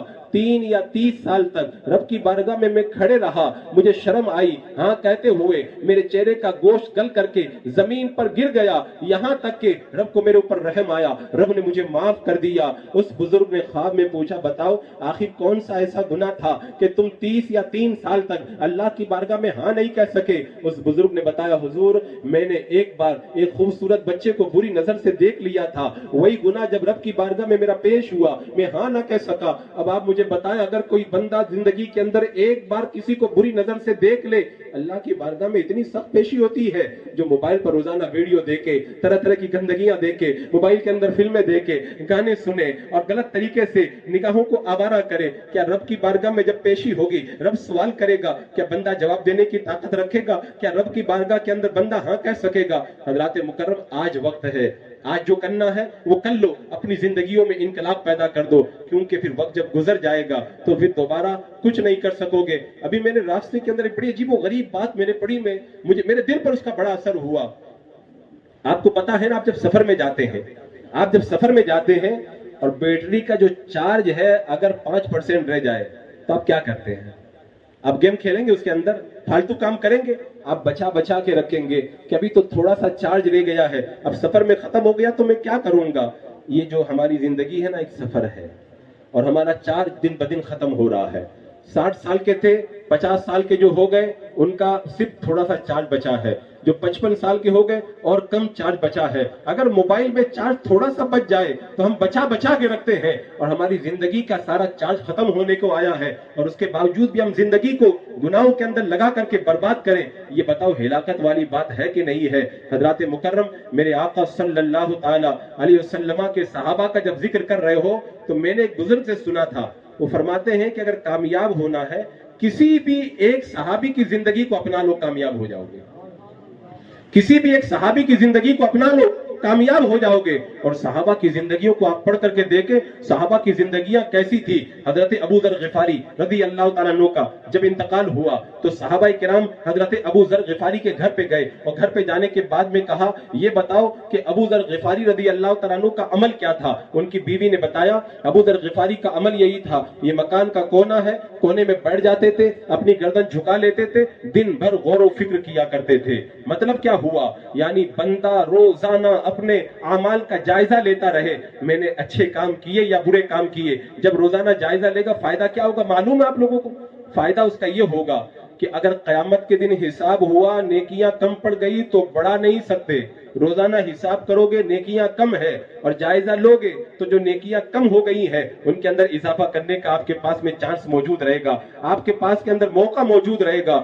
اور جب تک بندہ غور نہیں کرے گا بدلے گا نہیں، جب تک بندہ غور نہیں کرے گا تب تک بدلے گا نہیں، کیونکہ ہم نے دیکھا ہے ہماری تقریروں سے بہت کم لوگ بدلتے ہیں، جو بھی بدلتا ہے وہ اندر سے بدلتا ہے، اندر سے بدلتا ہے۔ جب بندہ غور کرے گا، سوچے گا تو اس کی زندگی کے اندر تبدیلی آئے گی، اس کی زندگی کے اندر انقلاب آئے گا۔ جیسا کہ حضرت ابراہیم بن ادہم رضی اللہ تعالیٰ عنہ کے بارے میں آپ لوگوں نے کتنی بار سنا، بلخ کے بادشاہ تھے، اپنے دربار میں بیٹھے ہوئے ہیں، ایک بندہ آ کے کہتا ہے کہ مجھے یہاں پر سرائے میں رہنے کے لیے جگہ چاہیے۔ حضرت ابراہیم بن ادہم نے کہا یہ بادشاہ کا محل ہے، یہ سرائے نہیں ہے۔ کہا اچھا یہ بتائیں آپ سے پہلے کون رہتا تھا؟ کہا میرے باپ، ان سے پہلے کہا میرے دادا، آپ کے بعد میں کون رہے گا؟ کہا میرا بیٹا، ان کے بعد میں کون رہے گا؟ کہا میرا پوتا۔ کہا اور سرائے مسافر خانہ اور کس کو کہتے ہیں؟ ایک جائے دوسرا آئے، دوسرا جائے تیسرا آئے، اسی کو تو مسافر خانہ کہتے ہیں، تو یہی تو مسافر خانہ ہے۔ حضرت ابراہیم بن ادہم کے دل پہ چوٹ پڑی، اب سو گئے، رات میں دیکھا کہ چھت پہ کھٹ پھٹ کی آوازیں آ رہی ہیں، قاصد کو بلا، آپ نے جو ہے وہ پہرے دار کو بلایا، کہا جا کر کے دیکھو۔ ایک آدمی کو پکڑ کے لائے، کہا کیا کر رہے تھے اوپر؟ کہا میرا اونٹ گم ہو گیا تھا، اوپر میں تلاش کر رہا تھا۔ فرمایا بادشاہوں کے محل کی چھت پہ کیا اونٹ ملتے ہیں؟ کہا ابراہیم اگر بادشاہوں کے محل کی چھت پہ اونٹ نہیں ملتے تو کیا نرم نرم بستر پہ تمہیں خدا ملے گا؟ بس دل پہ ایسا اثر ہوا، بادشاہی چھوڑی اور بلخ سے روانہ ہوئے.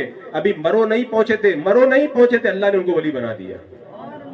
مرو نہیں پہنچے تھے، بس ابھی مرو کے قریب پہنچے ہیں. ایک آدمی پل سے نیچے گر رہا تھا، کہا رک جا، وہ ہوائی کے اندر رک گیا. تو بندہ جب رب کی بارگاہ میں نکل جائے نا، اللہ تبارک و تعالیٰ پل بھر کے اندر اسے کیا سے کیا بنا دیتا ہے. حضرات مکرم، ایک بچے کے بارے میں نے ایک جگہ پڑھا، اللہ اکبر کبیرہ، بچہ رات میں اٹھا اور رات میں اڑ کر کے بچہ بے چین ہو گیا، پریشان ہو گیا. باپ نے دیکھا تو پوچھا کہ بیٹا کیا بات ہے؟ ابا جان، ہمارے استاد کا یہ طریقہ ہے، وہ پورے ہفتے کا سبق جمعرات کو سنتے ہیں. اب کل جمعرات ہے، مجھے ہفتے بھر کا سبق یاد نہیں ہے، میں ڈر رہا ہوں کل استاد کو کیا سناؤں گا. جب باپ نے سنا تو باپ کے آنکھوں میں آنسو آ گئے. باپ نے جب رونا شروع کیا تو بیٹے نے کہا ابا پہلے میں پریشان تھا، اب آپ رو رہے ہیں. کہا بیٹا تجھے ایک ہفتے کا سبق یاد نہیں ہے، تو استاد کے ڈنڈے سے ڈر رہا ہے. میں یہ سوچ کے رو رہا ہوں 60 سال ہو گئے میں گناہ کر رہا ہوں، رب کی بارگاہ میں جا کر کے کیا جواب دوں گا. تو جو دل پہ جو چوٹ پڑتی ہے نا، بندہ اسی سے بدلتا ہے. اور جب تک دل پہ چوٹ نہ پڑے اس وقت تک زندگی کے اندر کبھی بھی انقلاب نہیں آ سکتا ہے. وہ علامہ سعید احمد کاظمی رحمۃ اللہ تعالیٰ بڑی پیاری بات گئی، فرماتے ہیں کہ ویڈیو دیکھنا حرام ہے، فلم دیکھنا حرام ہے، لیکن فلم اور ویڈیو کے ذریعے ایک عبرت میں بتاتا ہوں. علامہ سعید احمد کاظمی رحمۃ اللہ تعالیٰ علیہ فرماتے ہیں کہ سنو، بندہ جب ویڈیو کے سامنے آتا ہے، کیمرے کے سامنے آتا ہے، تو اس کا ہر جو ہے وہ پہلو اس کے اندر مقید ہو کر کے رہ جاتا. قرآن میں آپ لوگوں نے پڑھا انما الحیات الدنیا لعب ولہو، بے شک دنیا کی زندگی کھیل کود ہے. میں نے اس میں غور کیا تو میں کئی دن تک سوچتا رہا کہ اللہ تعالیٰ نے دنیا کی زندگی کو کھیل کود کیوں کہا. علامہ سعید احمد کاظمی رحمۃ اللہ تعالیٰ علیہ کی بات جب میں نے پڑھی تب میں نے اس حوالے سے غور کیا تو واقعی میرے دل پر اس کا بڑا اثر ہوا کہ جب کھیل شروع نہیں ہوتا ہے، کیمرے لگے رہتے ہیں، میدان خالی ہے، میدان میں کھلاڑی اترتے ہیں، کھیل شروع ہو جاتا ہے، سب کیمرے میں قید ہوتا ہے، کھیل ختم ہو جاتا ہے، میدان خالی ہو جاتا ہے، اعلان ہوتا ہے کون جیتا کون ہارا. اللہ تبارک و تعالیٰ نے فرمایا بے شک دنیا کی زندگی کھیل کود ہے. ہم جب پیدا نہیں ہوئے ہمارا یہ میدان خالی تھا، جب ہم پیدا ہوئے اس میدان کے اندر ہم آئے، اب ہم جو بھی کر رہے ہیں، کھا رہے ہیں، پی رہے ہیں، سو رہے ہیں، جاگ رہے ہیں، اٹھ رہے ہیں، بیٹھ رہے ہیں، یہ ہماری زندگی کا ایک سلسلہ چالو ہے، سب کیمرے میں قید ہو رہا ہے. جب حضرت ملک الموت آئیں گے ہماری روح قبض کر کے چلے جائیں گے، اس کے بعد میں ہماری زندگی کا کیمرہ بند کر دیا جائے گا، قیامت کا میدان ہوگا. اللہ تبارک و تعالیٰ ارشاد فرمائے گا اقرأ کتابک کفی بنفسک الیوم علیک حسیبا، اے بندے آج تو اپنا نامہ اعمال پڑھ لے، آج تو اپنا حساب کرنے کے لیے خود ہی کافی ہے. اور پھر زندگی بھر کا جو میدان کا کھیل تھا وہ پورا کا پورا کیمرہ کھول کے دکھایا جائے گا. تو نے کیا کھایا تھا، کیا پیا تھا، کیا دیکھا تھا، کہاں گیا تھا، کس سے بات کیا تھا، کس سے ملاقات کیا تھا. اور جیسے دنیا کے کھیل کے میدان میں بعد میں فیصلہ ہوتا ہے کون جیتا کون ہارا، وہاں پر بھی فیصلہ ہوگا کون جیتا کون ہارا. یہاں پہ فیصلہ ہوتا ہے جیتتا ہے اسے انعام دیا جاتا ہے، وہاں پہ جب فیصلہ ہوگا جو جیت جائے گا اللہ تبارک و تعالیٰ اسے جنت کے اندر مقام عطا فرمائے گا. تو حضرات مکرم یہی تو سانسیں رب نے ہمیں عطا فرمائی ہے، اگر ہم نے ان کی قدر نہ کی تو رب کی بارگاہ میں ہم جا کر کے کیا منہ دکھائیں گے. حضرت داتا گنج بخش رحمۃ اللہ تعالیٰ علیہ فرماتے ہیں کہ شیخ حسام الدین رحمۃ اللہ تعالیٰ علیہ کے جب انتقال کا وقت آیا انہوں نے مجھے اپنے قریب بلایا اور بلا کے کہا دیکھو داتا میں دنیا سے جا رہا ہوں، میرے کوئی نہیں کام آ رہا، میرے وہی کام آ رہا جو میں نے نیک کام آگے بھیجے ہیں، لہذا مجھ کو دیکھ لو، آگے کی تیاری آج سے کرنا شروع کر دو. تو بتاؤ کہ ہمارے ساتھ بھی یہ معاملہ ہے کہ نہیں ہے؟ آپ حضرات میں سے یہاں پہ کتنے لوگ بیٹھے ہوئے ہیں پروگرام میں، لیکن نماز میں کتنے لوگ حاضر ہوتے ہیں؟ مسجد ہماری خالی کیوں رہتی ہے؟ اس لیے کہ ہم نے ان اعمال کی طرف توجہ نہ دی. حالانکہ مسلک اعلیٰ حضرت جیسے یہ ہے عظمت صحابہ اور اہل بیت کی عظمت اور بدعقیدوں سے بچنا، ایسے ہی مسلک اعلیٰ حضرت یہ بھی ہے اپنی آخرت کی پوری طور پہ تیاری کرنا. آپ کو معلوم ہے حضور تاج الشریعہ سے جب آپ بیعت ہوئے تھے حضرت نے آپ سے کیا کہلوایا تھا؟ ہاتھ میں ہاتھ دے کے یہی کہلوایا تھا نا تمام فرائض واجبات اور سنتوں کو ان کے وقتوں پہ ادا کرتا رہوں گا. پھر شجرہ دیا تھا، شجرے میں کیا لکھا تھا؟ شجرے میں کیا لکھا تھا؟ اے میرے مرید تو نے اس فقیر کے ہاتھ میں ہاتھ دے کر کے وعدہ کیا ہے، میرے ہاتھ میں جو وعدہ کیا ہے تو نے خدا سے وعدہ کیا ہے، وعدے کو پورا کرنا ہے. بتاؤں وعدہ پورا کر رہے ہیں؟ شجرہ پڑھ کے دیکھیں آپ، شجرے میں لکھا ہوا ہے، حضور تاج الشریعہ اس میں فرماتے ہیں جب تو پیدا ہوا تو سب ہنس رہے تھے، ایسی زندگی گزار کہ جب تو دنیا سے جائے تو تیرے لبوں پہ مسکراہٹ ہو اور سب کے سب تیرے جانے پر رو رہے ہو۔ حضرت انس رضی اللہ تعالیٰ عنہ نے اسی یاد دانی کو بیان کیا کہ اے لوگوں، 2 دنوں کو ہمیشہ یاد رکھنا اور 2 راتوں کو ہمیشہ یاد رکھنا۔ کیا فرمایا؟ 2 دنوں کو ہمیشہ یاد رکھنا اور 2 راتوں کو ہمیشہ یاد رکھنا۔ آج میں یہ پیغام آپ کے حوالے کر کے چلا جا رہا ہوں۔ یہ 2 دن آپ بھی یاد رکھیں گے اور 2 راتیں آپ بھی یاد رکھیں گے۔ ایک عقیدے کا میں نے پیغام دیا، ایک عمل کا پیغام دے رہا ہوں۔ حضرت انس فرماتے ہیں پہلا دن وہ دن ہے جب حضرت ملک الموت تیری روح قبض کرنے کے لیے آئیں گے۔ اس دن کو ہمیشہ یاد رکھنا۔ وہ دن بڑا سخت ہوتا ہے، معلوم ہے کتنا سخت ہوتا ہے۔ حضرت عمرو بن عاص رضی اللہ تعالیٰ عنہ ساری زندگی کہتے تھے کوئی مرنے والا مل جائے تو اس سے میں پوچھوں کہ موت کے وقت میں کیسا لگتا ہے۔ جب حضرت عمرو بن عاص رضی اللہ تعالیٰ عنہ کے انتقال کا وقت آیا، آپ کے بیٹے آپ کے پاس آئے اور آ کر کے کہنے لگے ابا جان، ساری زندگی آپ کہتے تھے کوئی مرنے والا مل جائے، میں پوچھوں کہ کیسا لگ رہا ہے۔ آپ سے بہتر ہوشیار کون ہوگا؟ اے میرے والد محترم، آپ ہی بتا دیں موت کے وقت میں کیسا لگتا ہے۔ حضرت عمرو بن عاص نے کہا بیٹا میں کیا بتاؤں، ایسا لگ رہا ہے جیسے آسمان میرے سر پر ٹوٹ پڑا ہے اور سوئی کے ناکے کے برابر جگہ ہے جہاں سے میں سانس لے رہا ہوں۔ ایسا سخت وقت ہوتا ہے۔ حضرت انس فرماتے اس دن کو کبھی مت بھولنا۔ معلوم ہے کیسا وقت ہوتا ہے؟ بندے کی روح جب نکلنے کے قریب ہوتی ہے، حضرت ملک الموت آسمان سے ایک سیڑھی اترتی ہے، اسی سیڑھی پر آ کر کے بیٹھ جاتے ہیں۔ چاروں طرف سے فرشتے آ کر کے گھیر لیتے ہیں اور جب فرشتوں کو بندہ دیکھتا ہے تو پھر آخرت کے اندر اس کی نظر کھل جاتی ہے اور دنیا سے اس کی آنکھیں بند ہو جاتی ہے۔ اسی لیے علماء نے فرمایا، غالباً یہ حدیث پاک میں آیا ہے، اگر مرنے والے کے ماتھے پہ پسینہ آ جائے یہ اللہ کی رحمت کی نشانی ہے، آنکھوں میں آنسو آ جائیں رحمت کی نشانی ہے، اگر ناک کے نتنے اگر پھیل جائیں یہ اللہ کی رحمت کی نشانی ہے۔ اس کا مطلب سمجھے آپ نے؟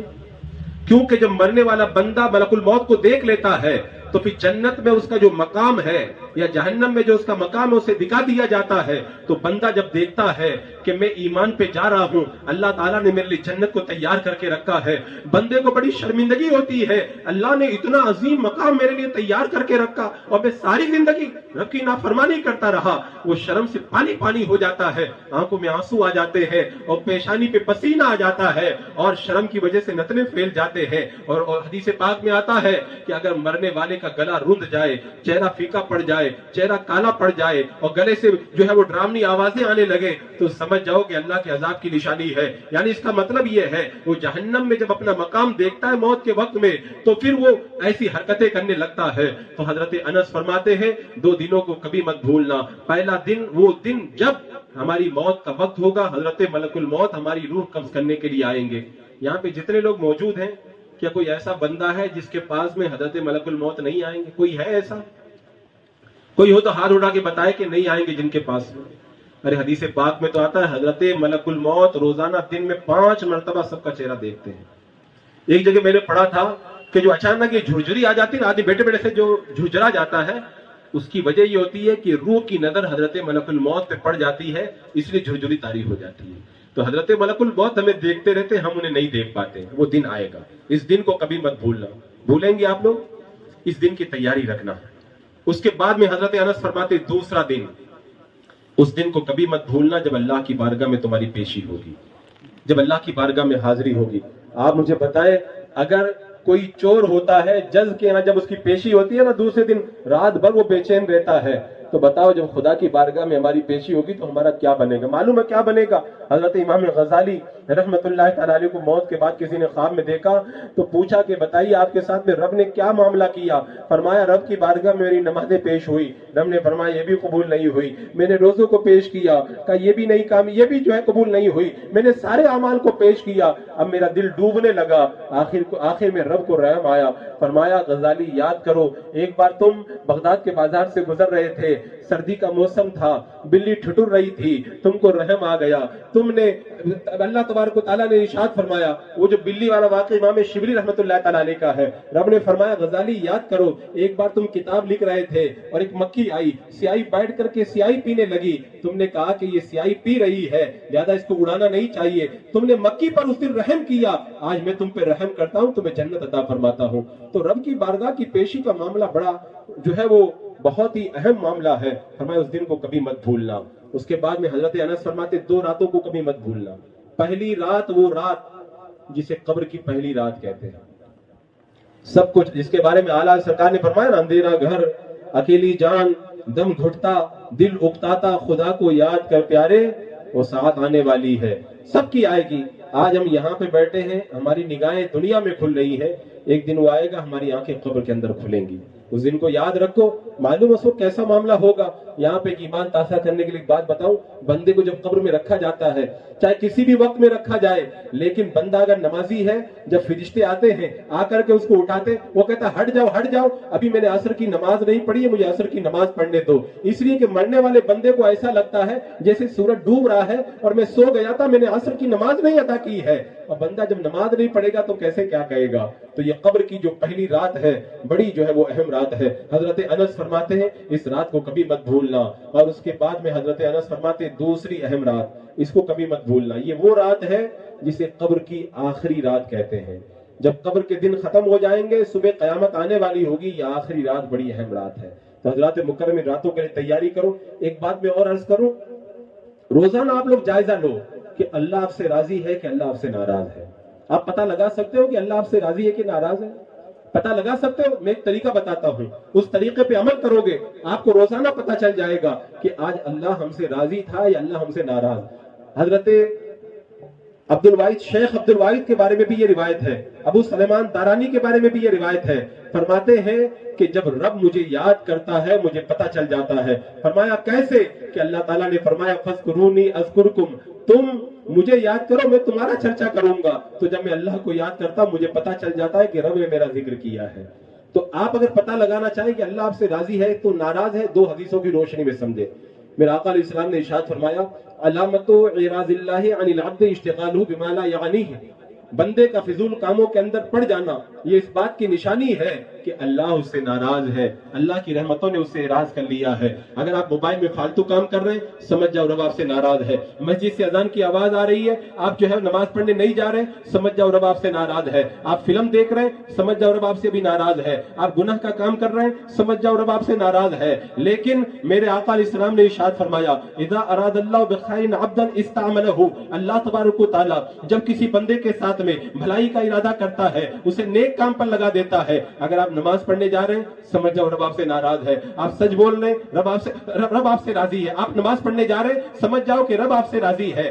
آپ اگر نیک کام کر رہے ہیں سمجھ جاؤ کہ رب آپ سے راضی ہے. آپ نیکی کی دعوت دے رہے ہیں سمجھ جاؤ کہ رب آپ سے راضی ہے. ان دو حدیثوں کی روشنی میں پتہ چل گیا روزانہ رات کو سوتے وقت میں جب بستر پہ جائیں تو دل میں یہ تصور کریں کہ آج پورے دن کے اندر کتنی دیر تک اللہ مجھ سے راضی رہا اور کتنی دیر تک اللہ مجھ سے ناراض رہا. اگر راضی رہا تو سبحان اللہ، اور اگر رب کو آپ نے ناراض کیا ہے تو پھر راضی کرنے کا سامان کریں. عزیزان مکرم، زندگی کی سانسیں سمٹتی چلی جا رہی ہے، وقت بڑی تیزی کے ساتھ میں گزرتا چلا جا رہا ہے. جو کچھ ہمیں کرنا ہے آج ہی کرنا ہے. جن لوگوں نے جلسہ کرایا نا، جن لوگوں نے جلسہ کرایا انہوں نے اس لیے نہیں کرایا کہ بہت بڑا مجمع جمع کر کے واہ واہی ڈوٹ لیں اور مزہ آ جائے. نہیں، مقصد ہوتا ہے. اس مقصد کو آپ لوگوں کو حل کرنا ہے. آج کے جلسے کے مجھے دو مقصد بتائے گئے، ایک عقیدے کو مضبوط کرنا ہے اور دوسرا ایمان اور عقیدے کے ساتھ میں عمل کو بھی مضبوط کرنا ہے. تو عقیدے کی تعلیم بھی لے کر کے جائیں، عمل کی تعلیم بھی لے کر کے جائیں. اور آج کے اس دور کے اندر ایک بہت بڑا ہمارے عقیدے کے اوپر جو فتنہ جو ہے وہ ٹوٹ پڑا ہے وہ یہ ہے کہ گمراہیت آئے دن ہمارے سامنے آ رہی ہے. میں نے بہت سارے لوگوں کے بارے میں یہ سنا کہ وہ یہ کہتے ہیں کہ ہم لوگوں کا ایمان تو بڑا مضبوط ہے، ہم کو کچھ نہیں ہوگا. ایک حدیث پاک میں نے پڑھا کہ جب دجال نکلے گا کچھ لوگ کہیں گے ہمارا ایمان تو بڑا مضبوط ہے، ہم لوگ جاتے ہیں دجال کو دیکھ کر کے آ جاتے ہیں. حدیث پاک میں آتا وہ دجال کو دیکھنے جائیں گے، دجال کو دیکھ کر دجال کا کلمہ پڑھ کے کافر ہو جائیں گے. ایسے سنگین حالات ہوا کرتے ہیں. لیکن آج ہمارے نوجوان اس طرف توجہ نہیں دیتے، یوٹیوب کھول کے بیٹھ جاتے، جس کی مرضی آتی ہے اس کی تقریر سننا شروع کر دیتے ہیں. آپ کو پتا ہے اگر ہم ہر کسی کی تقریر سنیں گے تو کتنا بڑا وبال ہوگا. حضرت سیدنا عمر فاروق رضی اللہ تعالیٰ عنہ میرے آقا علیہ السلام کی بارگاہ میں حاضر ہوئے اور حاضر ہو کر کے توریت کی کچھ عبارت تھی، وہ کاغذ ملا تھا، لے کر کے آئے، پڑھنے لگے. حضرت ابو بکر صدیق نے کہا عمر تم پڑھ رہے ہو، میرے آقا کا چہرہ تو دیکھو، میرے آقا علیہ السلام کے چہرے پہ جلال کا اثر ہے. حضرت عمر نے جب نظر اٹھائی کانپ گئے، کہا میں راضی ہوا اللہ کے رب ہونے پر، میں راضی ہوا آپ کے رسول ہونے پر، میں راضی ہوا اسلام کے دین برحق ہونے پر. یا رسول اللہ مجھے معاف فرما دے. میرے آقا نے فرمایا عمر آج اگر موسیٰ علیہ السلام ظاہر ہو جاتے اور تم مجھے چھوڑ کر کے ان کی پیروی کرتے تو گمراہ ہو جاتے، اور اگر آج موسیٰ ظاہر ہو جائے تب وہ میری پیروی کے علاوہ کوئی چارہ نہ پائے، مجھے بتائے توریت تو خدا کی نازل کردہ کتاب ہے، وہ تو رب نے اتاری ہے، خدا کی اتاری ہوئی کتاب کے اندر اگر کوئی تبدیلی کر دے اور اس کو کوئی پڑھے تو میرے آقا ناراض ہو جاتے ہیں۔ تو جو بد مذہبوں نے کتابیں لکھی ہیں، بد مذہبوں نے تقریر کی ہے، اگر اس کو کوئی سنے گا، اس کو کوئی پڑھے گا تو کیا میرے آقا ناراض نہیں ہوں گے؟ کیا میرے آقا علیہ السلام کے چہرے پہ جلال کا اثر نہیں آئے گا؟ آج لوگ کہتے ہیں حالات بڑے عجیب ہو گئے، کیا کریں، یہ ہو گیا وہ ہو گیا۔ میں کہتا ہوں کچھ کرنے کی ضرورت نہیں ہے، اپنا جائزہ لو، عقیدہ درست کرو، اعمال صحیح کرو۔ یہاں پہ ایک روایت جب میں پڑھتا ہوں تو اس کا میرے دل پہ اثر ہوتا ہے، اس کو میں آپ کے سامنے رکھتا ہوں۔ جب یاد کرو گے تنائی میں جا کے تو انشاءاللہ آپ کے دل پر بھی اس کا اثر ہوگا۔ آپ لوگوں نے سنا ہوگا احد کے میدان میں میرے آقا علیہ السلام نے عبداللہ بن جبیر کو 50 صحابہ کے ساتھ میں ایک جو ہے وہ پہاڑی پر مقرر کیا تھا کہ کچھ بھی ہو جائے پہاڑی مت چھوڑنا۔ جنگ ہوئی، اللہ نے مسلمانوں کو فتح عطا فرمائی۔ اوپر جو صحابہ تھے انہوں نے کہا نیچے اتر جاتے ہیں، عبداللہ بن جبیر نے کہا نہیں نیچے نہیں اترنا ہے۔ 40 صحابہ نیچے اتر گئے، 10 بچ گئے۔ حضرت خالد بن ولید ابھی ایمان نہیں لائے تھے، وہ پیچھے سے گھیرا کاٹ کر کے آئے، اوپر گئے، ان صحابہ کو شہید کیا، پیچھے سے آئے اور آ کر کے حملہ کیا اور جیتی ہوئی بازی پلٹ گئی۔ آپ لوگوں نے روایت بار بار سنی ہے نا، میں ایک جملہ بتانا چاہتا ہوں۔ یہ جو 50 صحابہ اوپر تھے انہوں نے کیا میرے آقا علیہ السلام کی نافرمانی کی؟ نافرمانی نہیں کی، وہ بات سمجھ نہیں پائے۔ میرے آقا نے کہا تھا نیچے مت اترنا، وہ سمجھے کہ جنگ جیت گئے اب نیچے اتر جانا چاہیے۔ اگر صحابہ کرام کو میرے آقا کا فرمان سمجھنے میں تھوڑی غلطی ہو جائے اور وہ نیچے اتر کے آ جائیں، اللہ تعالیٰ جیتی ہوئی بازی کو پلٹ دیتا ہے۔ ہم سے سرکار کا فرمان سمجھنے میں غلطی تو نہیں ہوئی، جو گناہ کے کام ہے ہمیں پتہ یہ ناجائز ہے، یہ حرام ہے، اس کو کرنا یہ فرض ہے، یہ واجب ہے، ہم سے سمجھنے میں غلطی نہیں ہو رہی، ان سے سمجھنے میں غلطی ہوئی اور انہوں نے نیچے اتر کر کے بظاہر نافرمانی کی تو اللہ نے اتنا بڑا عتاب نازل کیا، اور ہم جان بوجھ کر کے نافرمانی کر رہے ہیں۔ کیا ہمارے اوپر عتاب نہیں آنا چاہیے؟ کیا ہمارے اوپر عذاب نہیں آنا چاہیے؟ آپ لوگوں نے کتنی بار سنا ایلا کی بستی والے جو تھے ان سے کہا گیا تھا سنیچر کے دن مچھلی مت پکڑنا، انہوں نے سنیچر کے دن مچھلی نہیں پکڑی تھی، سنیچر کے دن نالی بنائی اور اتوار کے دن نالی میں سے جا کے مچھلی پکڑتے تھے، انہوں نے بہانہ بنا کے مچھلی پکڑی۔ مچھلی پکڑنا حرام تو نہیں تھا لیکن رب نے منع کر دیا تو جرم ہو گیا۔ میں کہتا ہوں کہ جب انہوں نے مچھلی سنیچر کے دن بہانہ بنا کر کے پکڑی، رب نے فرمایا کونوا قردۃ خاسئین، سب دھتکارے ہوئے بندر بن جاؤ۔ اگر کوئی مچھلی پکڑنے کو منع کر دیا جائے اور مچھلی پکڑ لے اللہ اسے بندر بنا دیتا ہے۔ رب فرماتا نماز پڑھو، ہم نماز نہ پڑھے کیا ہم بندر نہ بنا دیے جائیں گے؟ ہم شراب پیے کیا بندر نہیں بنا دیے جائیں گے؟ ہم جھوٹ بولے کیا بندر نہیں بنا دیے جائیں گے؟ انہوں نے مچھلی کے اندر نافرمانی کی، بندر بنا دیے گئے۔ یہ تو میرے آقا کا کرم ہے کہ آج ہم صورتوں کے مسخ ہونے سے بچے ہوئے ہیں، ورنہ ہمارے گناہ ایسے ہیں آج ہم بندر بنا دیے جائے۔ حضرت ابو دردہ کے بارے میں نے پڑھا کہ جب قبرص فتح ہوا صحابہ کرام خوشیاں منا رہے تھے، ابو دردہ رونے لگے۔ کسی نے کہا یہ فتح ملی آپ رو رہے ہیں؟ کہا کہ یہ لوگ بڑے پاورفل طاقتور تھے، یہ لوگ آج ہار گئے، کیوں؟ رب کی نافرمانی کی۔ تو آج میں یہ سوچ کر کے ڈر رہا ہوں کہ اگر ہم سے نافرمانی ہوگی تو ہمارا بھی یہی حشر ہو جائے گا اور ہمارا بھی یہی حال ہو جائے گا۔ حضرت مکرم حضرت موسیٰ علیہ السلام سے کہا تھا نا قوم نے کہا تھا کہ اللہ کے نبی رب سے آپ معلوم کر لیں کہ اللہ کی جو ہے وہ رضامندی کا پتہ کیسے چلے گا۔ رب سے جب موسیٰ علیہ السلام نے پوچھا تو رب نے فرمایا موسیٰ ان سے کہہ دو جب میں راضی ہوتا ہوں اچھے لوگوں کو تمہارا حاکم بنا دیتا ہوں، ناراض ہوتا ہوں برے لوگوں کو تمہارا بادشاہ بنا دیتا ہوں۔ آج ہمارے پر کیسے لوگ بیٹھے ہوئے ہیں؟ اس کا مطلب رب ہم سے ناراض ہے، ہم نے گناہ کیے ہیں، ہم نے رب کی نافرمانی کی ہے۔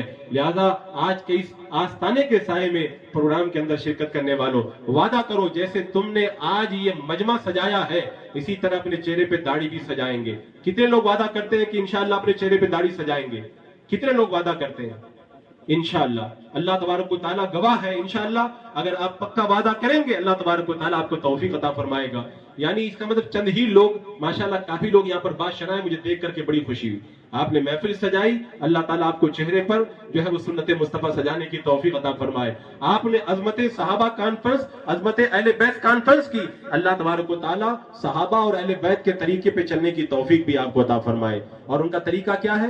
وہی نمازوں کی پابندی کرنا اور صراط مستقیم کے اوپر استقامت برتنا۔ اللہ رب قدیر ہمیں ان مقدس ہستیوں کے سائے کے اندر زندگی عطا فرمائے۔ اب چونکہ وقت بڑا مختصر ہے، میری گاڑی کا ٹائم بھی ہو چکا ہے، انشاءاللہ پھر کبھی موقع ملا تو عظمت صحابہ کے حوالے سے میں باتیں تفصیل سے نہیں کر سکا، کیونکہ مجھے نوجوانوں کی اصلاح کے لیے بھی کچھ ضروری باتیں یہاں پہ رکھنی تھی، اور مجھے امید ہے نوجوان میری باتوں کو ایکسیپٹ کریں گے، اپنی زندگیوں کے اندر انقلاب پیدا کریں گے۔ اللہ تبارک و تعالی ہم سب کی حاضری کو قبول فرمائے، کہنے میں سننے میں غلطی ہوئی اللہ تبارک و تعالی معاف فرمائے۔ استغفر اللہ ربی من کل ذنب واتوب الیہ۔ السلام علیکم۔ صلی اللہ علیہ محمد صلی اللہ علیہ وسلم۔